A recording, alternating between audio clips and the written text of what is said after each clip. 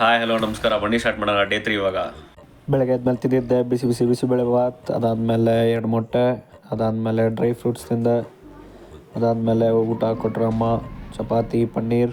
ಅದಾದಮೇಲೆ ಜಿಮ್ಗೆ ಹೋದೆ, ವಾರ್ಮಪ್ ಎಲ್ಲ ಮಾಡಿಕೊಂಡು ಸ್ಕ್ವಾಟ್ ಸ್ಟಾರ್ಟ್ ಮಾಡಿದೆ. ಅದಾದಮೇಲೆ ಲೆಗ್ ಪ್ರೆಸ್ 3 ಸೆಟ್ಟು, ಅದಾದಮೇಲೆ ಲೆಗ್ ಎಕ್ಸ್ಟೆನ್ಷನ್ 3 ಸೆಟ್ಟು, ಅದಾದಮೇಲೆ ಲೆಗ್ ಕರ್ಲ್ಸ್ 3 ಸೆಟ್ಟು, ಅದಾದಮೇಲೆ ಕಾಫ್ ರೇಸಸ್ ಮಾಡಿದೆ. ಇದೆಲ್ಲ ಮಾಡೋಷ್ಟರಲ್ಲಿ ನನ್ನ ತಲೆ ಅಂತೂ ಕೆಟ್ಟೋಗಿತ್ತಪ್ಪ ಮಾತ್ರ. ಅದಾದಮೇಲೆ ನನ್ನ ಫ್ರೆಂಡು ಬೈಸಪ್ ವರ್ಕೌಟ್ ಮಾಡ್ತಿದ್ದ. ಲೆಗ್ ವರ್ಕೌಟ್ ಮುಗಿಸ್ಕೊಂಡು ಸ್ವಲ್ಪ ರೆಸ್ಟ್ ಮಾಡಿ, ಅದಾದಮೇಲೆ ಟ್ರೈಸಪ್ ಪುಷ್ ಡೌನ್ ಮಾಡ್ತಿದ್ದೆ ರೋಡ್ ಜೊತೆ, ಅದಾದಮೇಲೆ ಕೇಬಲ್ ಜೊತೆ 3 ಸೆಟ್ಟು, ಅದಾದಮೇಲೆ ಬೆಂಚ್ ಡಿಪ್ಸ್ ಮಾಡಿದೆ. ವರ್ಕೌಟ್ ಮುಗಿಸ್ಕೊಂಡು ಮನೆಗೆ ಹೋಗ್ತಾ ಇದ್ದೆ. ಅಲ್ಲಿ ನೋಡಿದ್ರೆ ಕಾಲು ಗಡಗಡ ಅಂತ ನಡಕ್ತಿತ್ತು ನಂದು.